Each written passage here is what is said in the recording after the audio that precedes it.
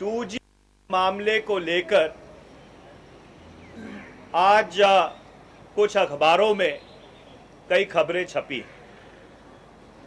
वो खबरें बहुत अहम सवाल खड़े करती हैं। क्या ये बात सही नहीं है कि 31 मई 2010 को जब CNDG की ड्राफ्ट रिपोर्ट बनी थी तो उसमें अनुमानित घाटे का आंकड़ा 2645 करोड़ था। नवंबर 2010 तक वो बढ़कर 1,76,000 करोड़ कैसे हो जाता? क्या ये बात सही नहीं है कि 30 जून 2010 की PAC की मीटिंग में PAC के सम्मानित अध्यक्ष ने एक मापदंड सुझाया था जिसके ऊपर जो घाटा है उसका आंकलन किया जाना चाहिए? क्या यह बात सही नहीं है कि 8 जुलाई 2010 को CNDG के मुख्यालय ने अपने फील्ड ऑफिस को एक चिट्ठी लिखी और यह कहा कि इस मापदंड के अनुसार आप जो घाटा है उसका मूल्यांकन करके भेजिए? क्या यह बात सही नहीं है कि 13 और 14 जुलाई 2010 को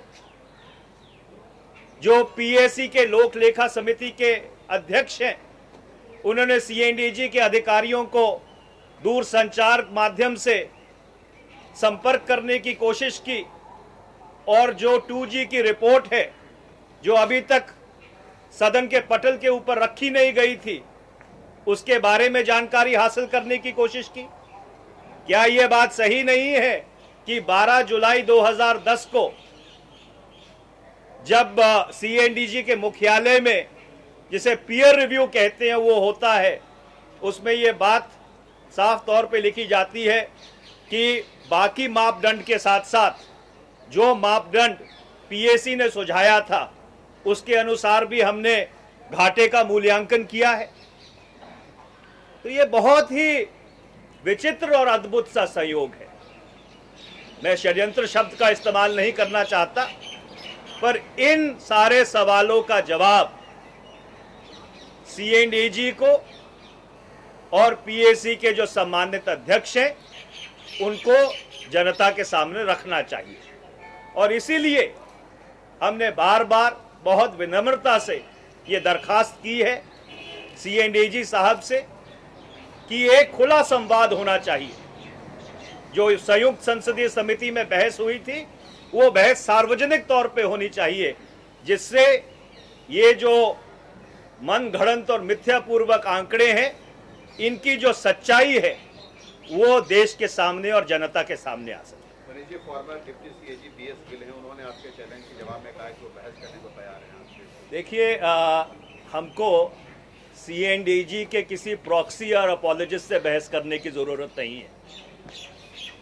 हम बहस करना चाहते हैं CNDG से, क्योंकि मैं भी संयुक्त संसदीय समिति और संसद की मर्यादा से बंधा हुआ हूँ।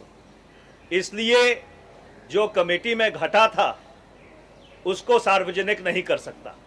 इसीलिए मैंने निरंतर और लगातार उनसे विनम्रता पूर्वक ये दरखास्त की है कि जो बहस संयुक्त संसदीय समिति के भीतर हुई थी वो सार्वजनिक तौर पर बाहर होनी चाहिए, जिससे जो सच है वो जनता के सामने आ सके, दूध का दूध और पानी का पानी हो सके।